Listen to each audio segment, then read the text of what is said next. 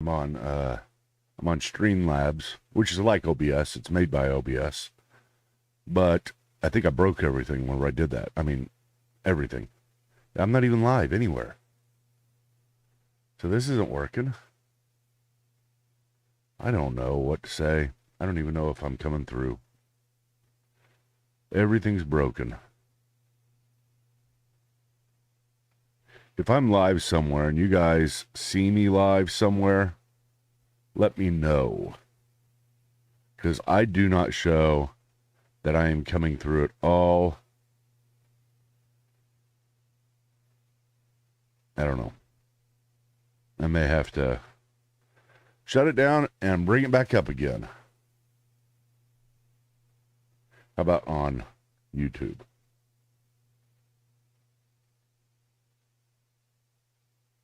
Sorry if you're here and if you're waiting for this to start. Hopefully we'll get it started in just a minute. I have no idea how to do what I'm doing. No, I'm not coming through anywhere. Nowhere. That I can see, at least. I don't even know how to check on this one, so let's go here, home.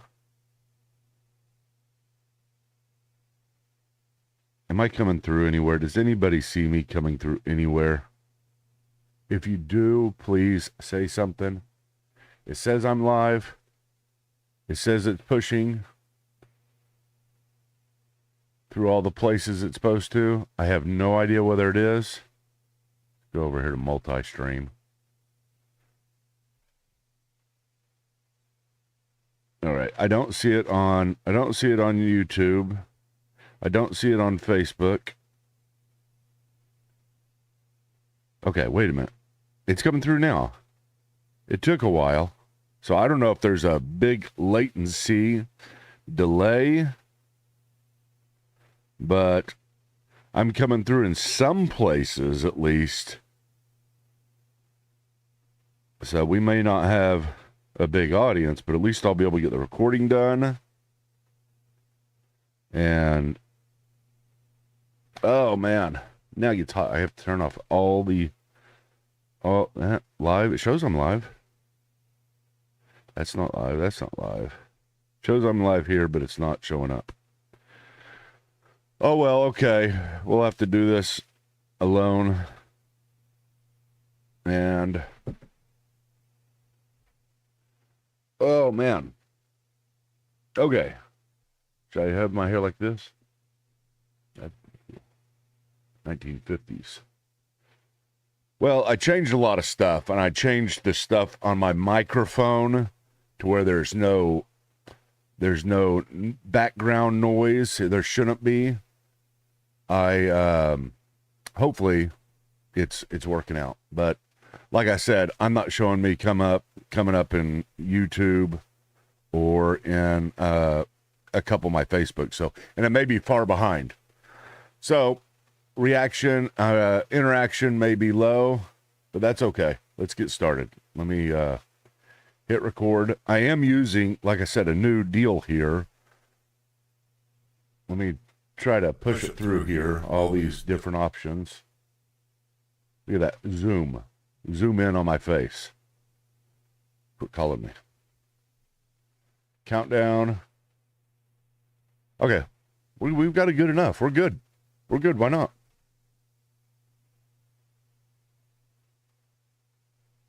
Welcome to Theology Unplugged. I'm Michael Patton, and this is our 24th session of Through Theology in a Year. We're doing some. I'm backing up here because this session, what is involved in this session, is from the video standpoint, like all 60 sessions of the theology program. Most people talk about this session. This is the one that changed them. I think I can't reproduce the magic of being in a classroom and being able to do it the way we do it whenever I'm teaching this live. And so I was trying other options, and I am going to keep on trying other options. But here's the deal. The benefit of me doing that this way is that I can back up, I can relax, I can I can test things out. This is, I think I'm doing this too much. Like, all right, we get through 365 sessions and I do them each right. They're each perfect, just kind of like the theology program. This is the test version. So I'm just going to slow down a little bit. And what I'm going to do right now is I'm going to go through the stage of truth, and I'm going to teach it just kind of just looking at one screen and talking to you guys. So let's try that out. I think this will work. I think it's going to be okay. I hope you guys enjoy it. But if you guys can remember, the way that I am supported is by going to Patreon. Let's see if I can pull that up. Nope, that's not it. Nope, that's not it. Okay, how about that? No, that's not it either. How about that? Nope. Okay, I didn't get that one working. So go to patreon.com/C Michael Patton, or just search for C Michael Patton Patreon. You'll find it. It'll come up. And that's the way I get supported. But also, it's not just the way I get supported, it's the way you get all kinds of good stuff. You get so many free videos, it's ridiculous. I mean, PowerPoints. I don't know how many PowerPoints I give you, but just about everything I've ever produced in the last 25 years is on there. All PowerPoints, all PowerPoint notes. So if you're teachers, it's great for that. If you have any problems with anything, you can get in touch with me on Patreon. Send me a message. We got a good community being built there. I think we're up to, I don't know how many we're up to, 300 or so, but that is great. You guys join Patreon. You can join Patreon for free. Okay, you can just follow, see what goes on if you like. But that's how I get supported. So if any time you feel like, hey, this is really benefiting me, I want to try to make this keep on happening and support this, then do that, because we got bigger plans, bigger vision, all kinds of stuff going on. But okay, let's get started. This is the stage of truth. We're in epistemology. So if you remember, epistemology is the study of how we know things. And that may be self-evident and sound funny, but it's a major category of philosophy and of this class in theology. So epistemology is quite possibly one of the most important subjects that you can learn, simply because it's the foundational subject. It asks, how do you know things? How do you acquire your information? What justifies your beliefs? What warrant? I like warrant. Warrant is a good word for this. What warrant do you have to make a commitment to whatever you're making a commitment to? You have epistemology in every area. But right now we're talking about the most important area, theology. We're talking about the most important subject, Jesus Christ. What warrant do you have for believing and following Jesus Christ the way you do? This isn't the same thing necessarily, here's another big word, as apologetics. Apologetics just means defending the faith. This is the background to apologetics. And I want you to look at this, and what we're gonna do is we're gonna go through a full history of epistemology in the Western world to understand how we got to the point we got to.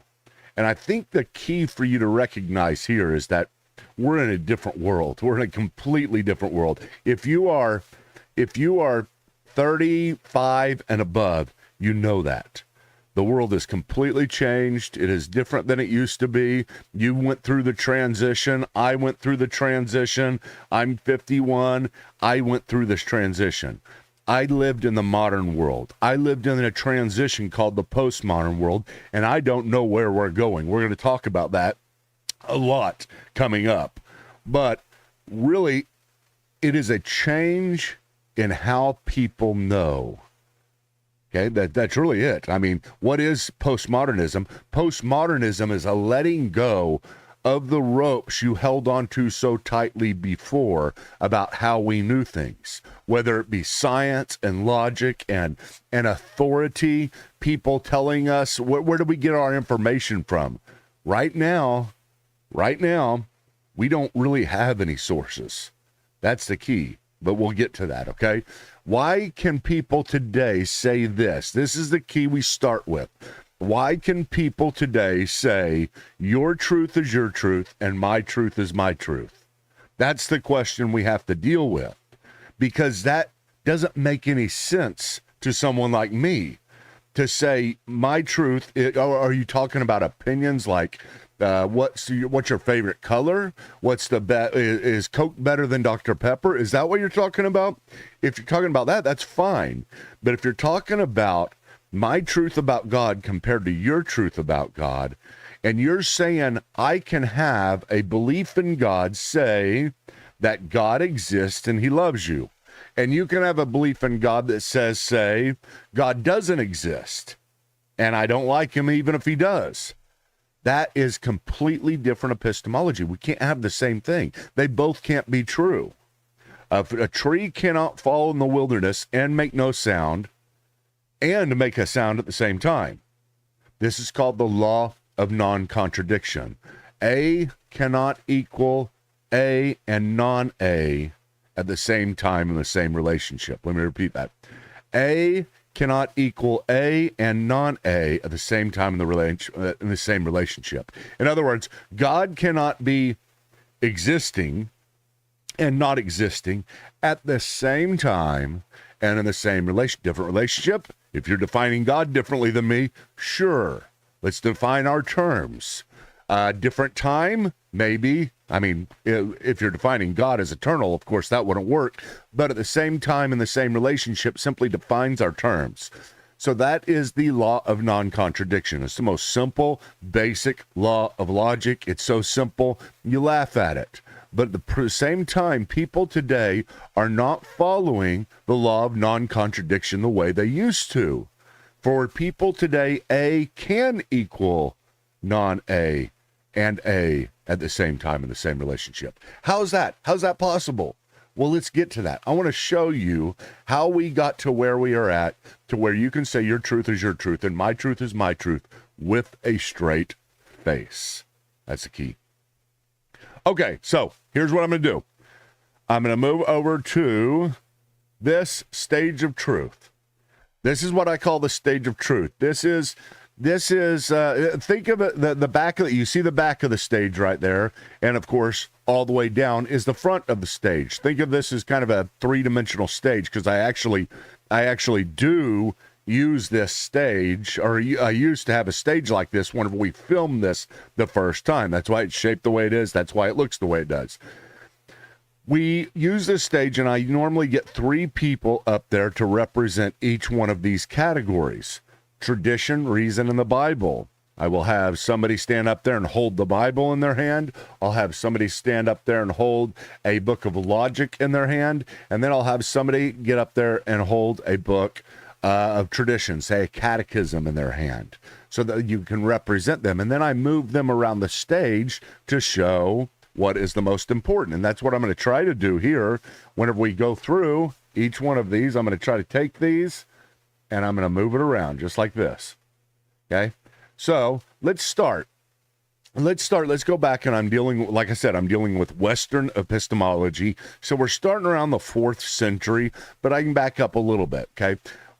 How did we know things during this time? How did we know things go all the way back to the 4th century whenever we can? I mean, Western epistemology goes back further, but we're just going back to the point when Christianity kind of really began to spread around the world, began to become a more integral part of the nation state and everything else. So you go back around the 4th century, how did people know things? If I went back and I talked to, say, a guy named Chrysostom. Chrysostom is a church pastor and a theologian. And this guy, I might say, how do you know what you believe is true? How do you know things in your day and age? And he would say, well, we use a couple of things here. Let's push this one back. I'm not saying he doesn't use reason, okay? I'm just saying reason is not on the front of the stage of truth, the way that the Bible and tradition is. So you've got the Bible and tradition as the most important part of the stage of truth.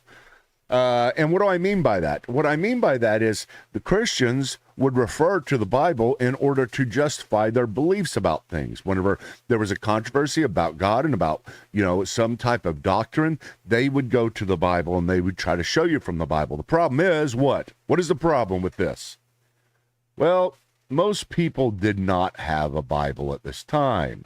The Bible had not spread. It was expensive. All of the books had not gotten everywhere. It was just something to where we were, you were less inclined, if you were the average layperson, to have a Bible. You might be able to go to Chrysostom and get a full Bible because he had one. He would have had one. He's a pastor. Okay, he's a bishop. No, he's not a bishop, but he's high up. He's a great theologian, and so he would have these things.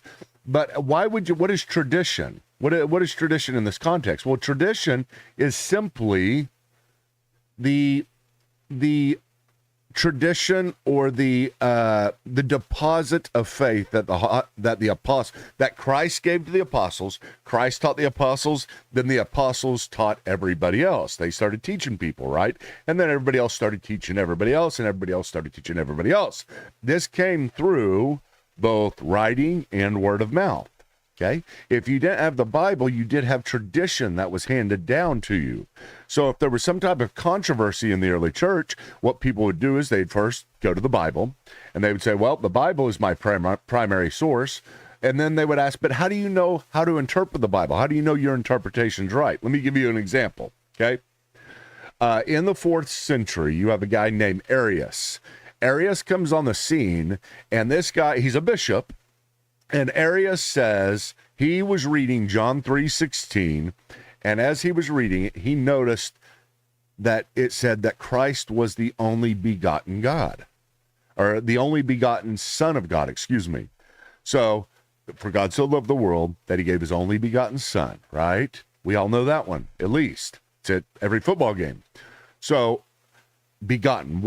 Arius was looking at this word named begotten, and he said, well, I was begotten too. Everybody was begotten. And everybody watching this, you were begotten at some point by your parents. That just means you were brought into this world. You were birthed. And so Arius was looking at this, and he was saying, well, if I was begotten, where was I before I was begotten? I didn't exist, right?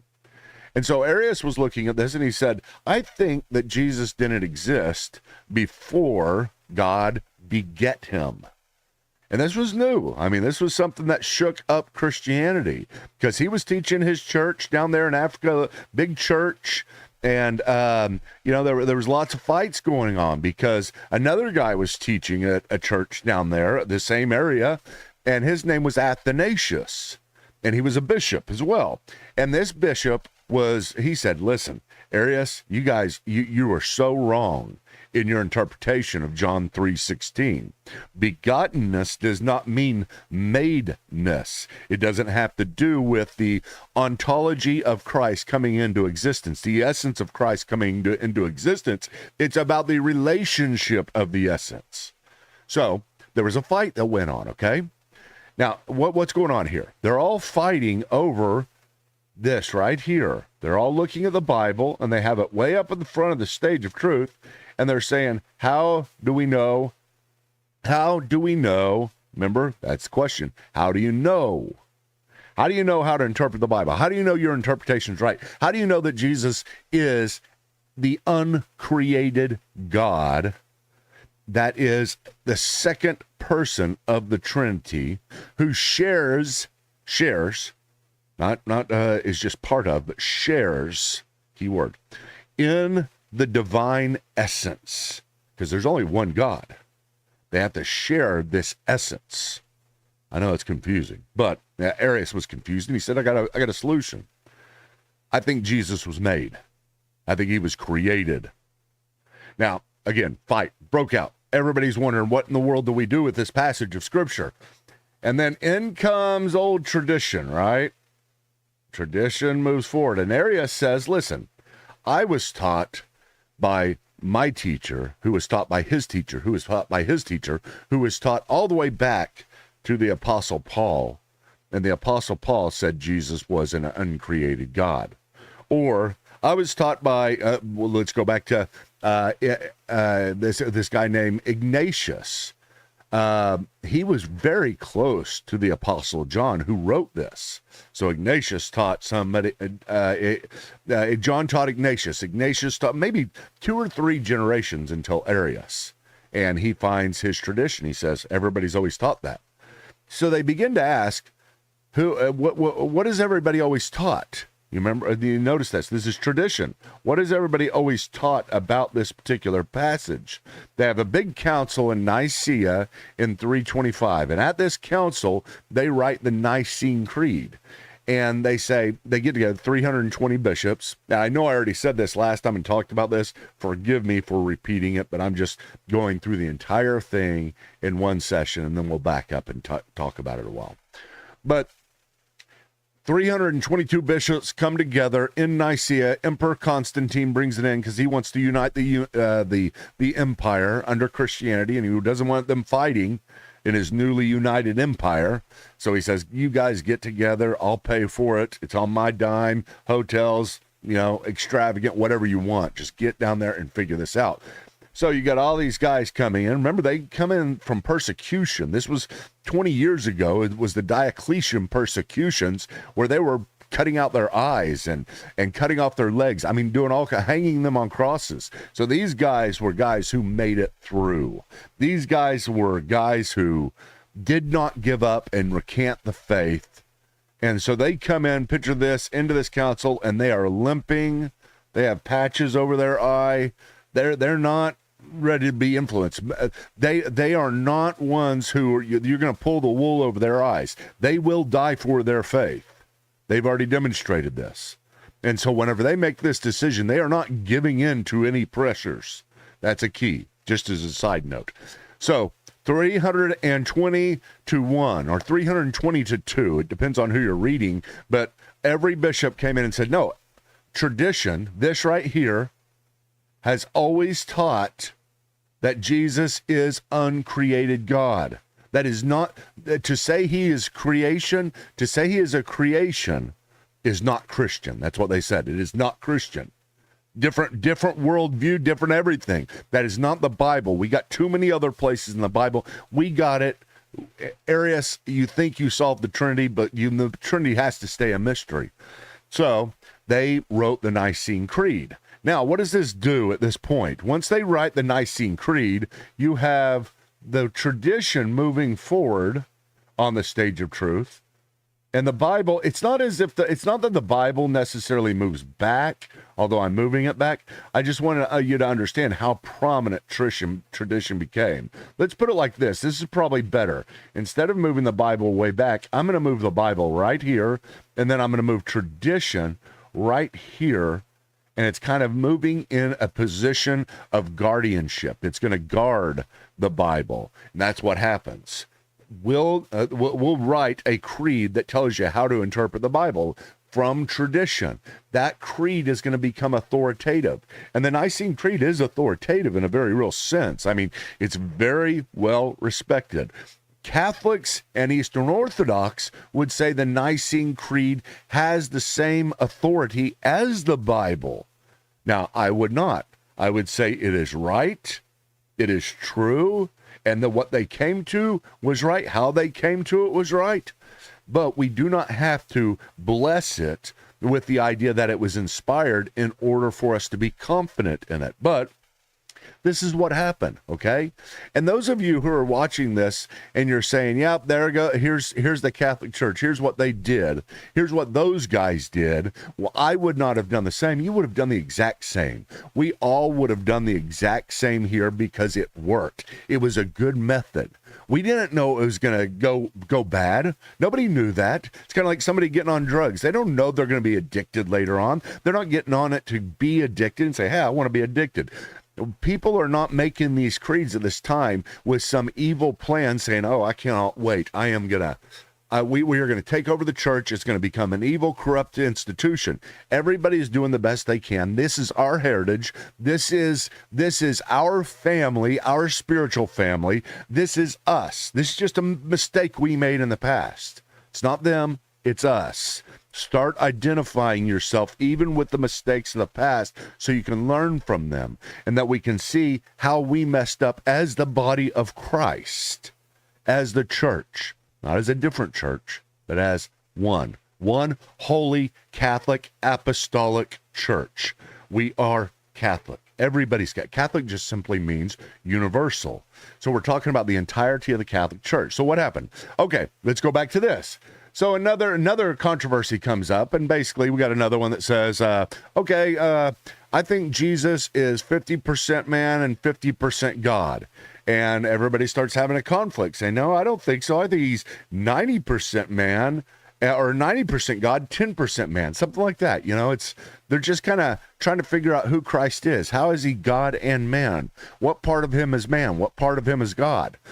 Okay, so we do the same thing. Hey, listen, last time we did a creed in 325 at Nicaea. Why don't we try that again? Here we are, 454, the Chalcedonian Creed. And so here we have it. They all get back together and they say, what does everybody say? What has the church always taught? The same question they asked about Nicaea, about Christ's nature, his begottenness. What is it that everybody has always taught about Christ? Is he 50% man, 50% God? What is it? And everybody gets together and says, no. And, unity is there. And they say 100% man, 100% God. Notice how they're leaving the tensions. And I like that. That's very good. There is some major tensions in the Christian faith, and especially on these two issues, the nature of Christ and the nature of the Trinity. But everybody came together and said, he's 100% man, 100% God. That's the Chalcedonian Creed. So what do? We do this. We say, okay, look, let's make sure the Bible is completely protected by tradition. Okay? So that's what happened. That's how the institution of the Catholic Church began. Now, whenever I say the institution of the Catholic Church, I'm talking about the institutionalized Catholic Church that it became, not us as all universal Catholics. Here's the deal. It worked. It was good. It really was. I have no problem with the Creed of Nicaea. I have no problem with the Chalcedonian Creed. I ascribe to them both, with little footnotes on a couple of them. But either way, they're right. They are true. They help protect the interpretation of the Bible. They help protect Christianity. As a matter of fact, they define Christianity because they say this is what every Christian has always believed. It has to be the power of God. Why would God give us a faith, give us a Bible, and then just let everybody mess up from now on? He's the sovereign God of the universe. The gates of hell cannot prevail against the church. Therefore, God is going to be seen in history, and I think this is one of the ways he's seen. However, what happens is more and more as we go through history, people quit even looking at the Bible and they just look at tradition. And we're going to corrupt anything. We are, humanity. This is the way we do things. We corrupt things. We mess up. We're going to take something good like the Bible, something good like tradition, and we're going to use it to our own advantage. Slightly or majorly, however this happens, you see it in the church. Slowly but surely, more and more tradition begins to define Christianity. And here's the key. Tradition became over-defined. Tradition began, the little book of tradition that was there at Nicaea, this little thing right here at Nicaea in 325, this little creed we wrote got thicker and thicker and thicker. Okay, not that particular creed, but what I'm saying is tradition. Let's put it this way. I'll do it this way. Tradition just got, let me see if I can do this. I don't know if I can. Probably going to mess everything up. Here we go. Tradition just got not smaller, bigger and bigger and bigger and bigger, okay? Until it was just overshadowing everything. You could not see the Bible. You could not see anything else, any other source. How do you know things? How do you know what you know about your faith? Well, pastor tells me everything. Well, I just leave it up to the church. This is what the church says. Have you ever read the Bible? No, I've never read the Bible. See, it gets to the point where later on, even priests, even bishops, nobody was reading the Bible. Nobody knew the Bible. It got worse and worse and worse. I mean, I'm exaggerating to some degree, but the institutionalized church was represented this way. So corruption came on. Power-hungry people came around. Everything got worse and worse and worse.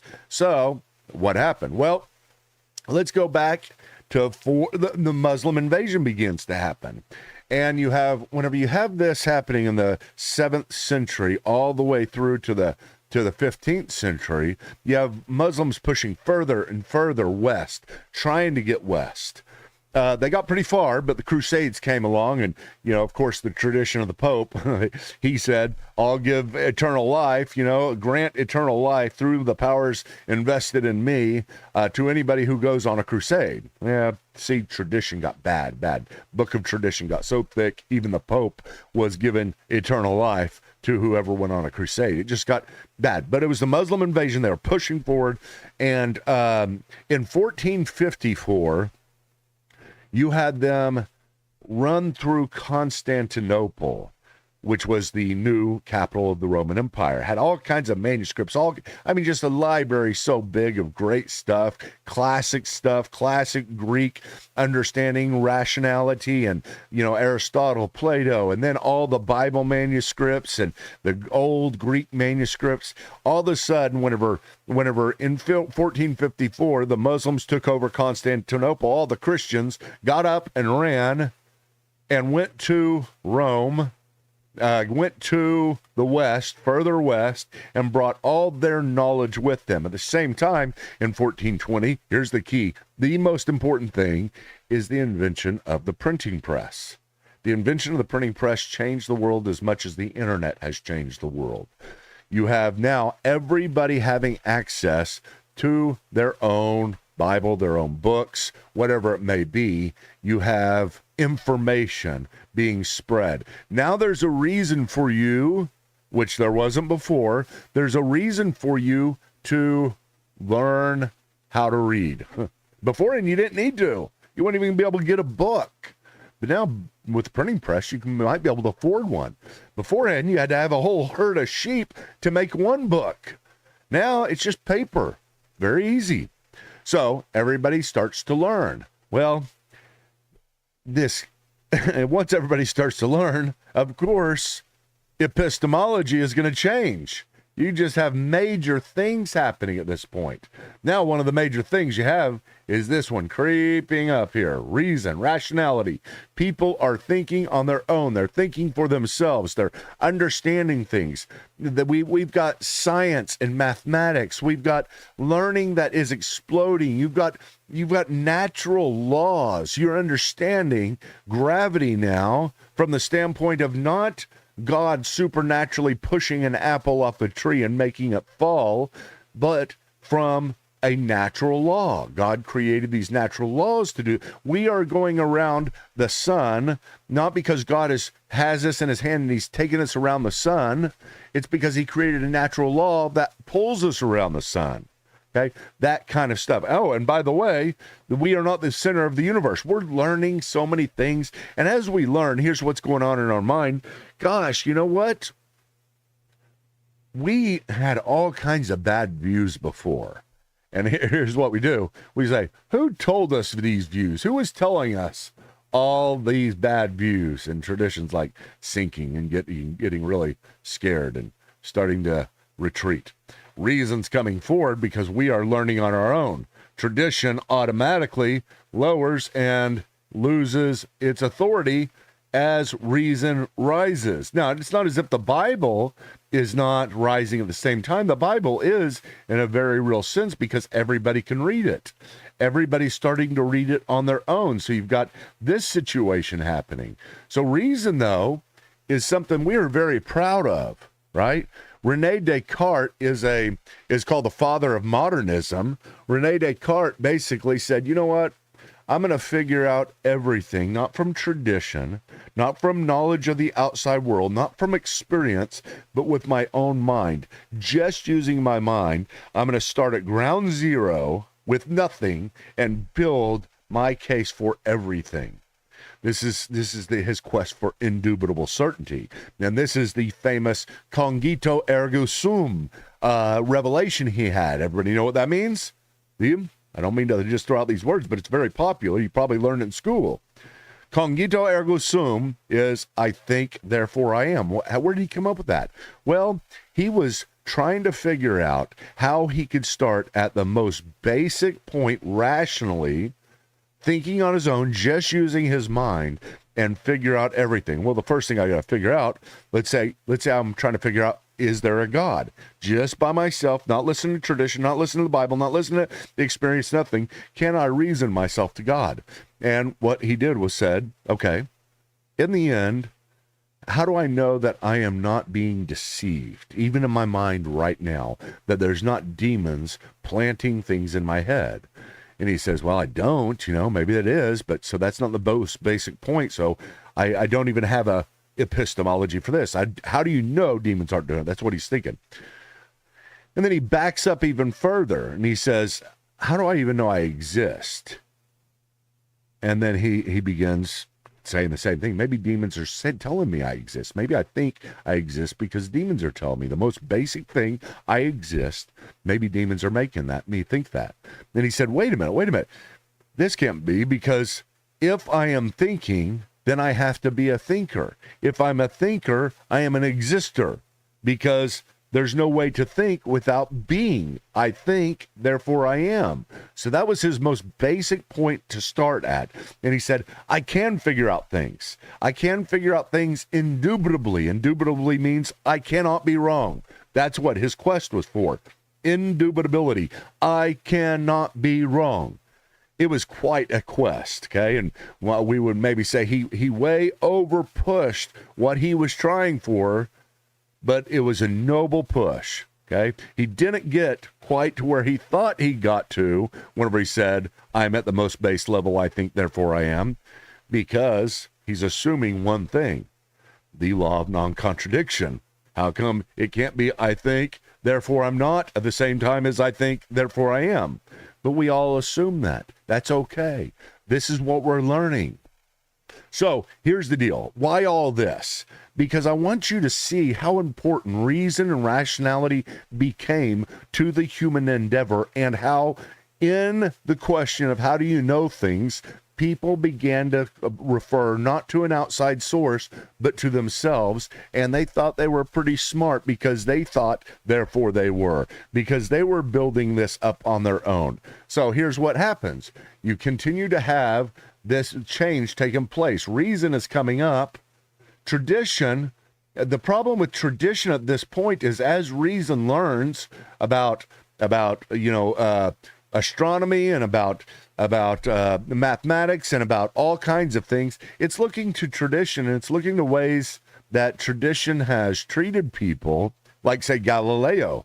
Galileo came in and said, we are not the center of the universe, and we go around the sun does not go around us. He was put in jail for that. Well, we got telescopes now, tradition, and you're seeming to become more and more irrelevant because you seem to have betrayed us and taught us wrong for so long. See what's happening? See the change that's going on? It's a break with tradition.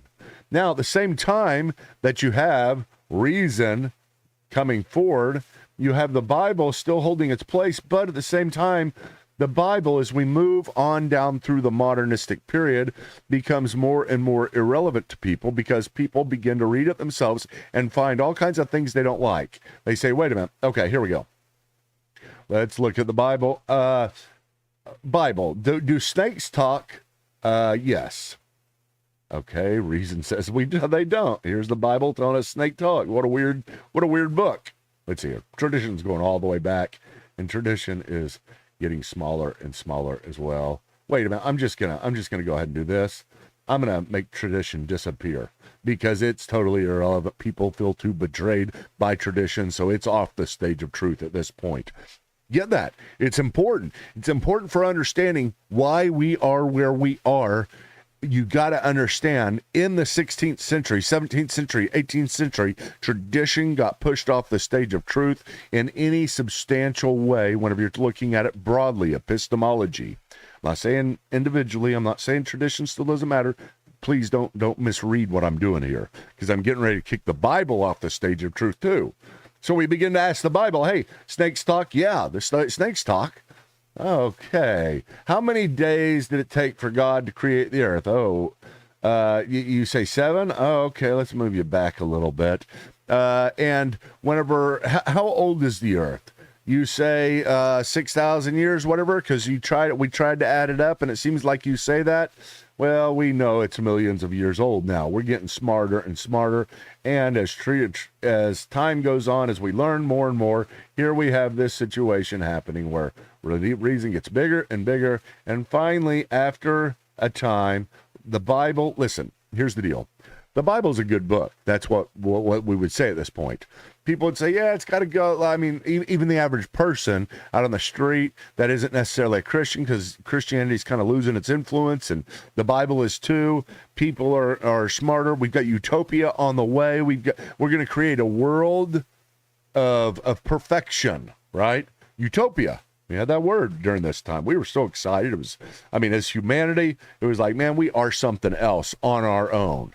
We don't need tradition. We don't need the Bible, anybody to tell us that, because we can look inside and see how great we are. We're something else. That's the idea. Okay.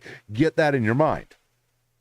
And so then as this moves on, as tradition gets more, and people are more and more excited about it, what it's going to do, how it's going to change the world, what we are becoming ourselves.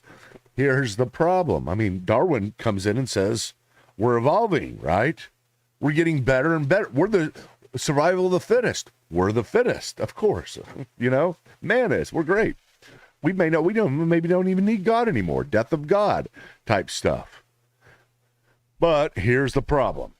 Okay, something happens. Can you think what happened? Why it is that reason isn't the answer, at least today. Why isn't reason the answer today? Go back 1960s and before, yeah. Reason was it. It was the bomb. We were the bomb. But here we go. You have what comes up. Oh, let me get back to this. What comes up? You have utopia on the rise, right? Oh, not really. Utopia is not on the rise because you have World War I. World War? World War? I thought we were moving towards utopia. World War II. What in the world is going on? I mean, it's getting worse than ever as far as peace is concerned. You have the Holocaust. I mean, man is so incredibly evil. Things are just going really bad. The 20th century did not serve reason well, and the utopian excitement of the Enlightenment began to crumble fast. We invented the atomic bomb and dropped it. I mean, look at this. We've got this going down, losing more and more influence because we're realizing as a species, as a whole, together, unified, we're not that good. We don't do good things. We fail a lot. And then you get further and further throughout the 20th century, and then all the discoveries that we've had in, say, science and medicine begin to change. You know, things that were good for you before are bad for you now. Somebody's cheating. Somebody's doing it wrong. Somebody's misleading us. We got problems. The food pyramid turns upside down in the 1990s. You can't turn the food pyramid upside down. That's science. That's math. No, it's not. At least we can't comport our reality with what is real out there, and reason is not leading us in the right way. It's not interpreting what math it produces because we're messing it up. We're bad. People are bad. That's the deal. People are not as good as we thought together. So what do you have? Here's the deal. Here's the stage of truth. Here's the situation right now. Okay, today. So what do you look at this stage of truth, and what do you see? You see nothing. Nothing at all. It's empty. So where do you go for truth? Well, if you don't have any outside sources to go to, if you don't have any authority, everything's betrayed us, at least in our minds. Tradition, reason, the Bible, everything seems to be, we don't even know anymore. We have no idea what's right. So what happens? We have to define it ourselves. You and I are the arbiters of truth. whenever it comes down to what is true, whenever it comes down to defining reality outside yourself, where do you go? Only to myself.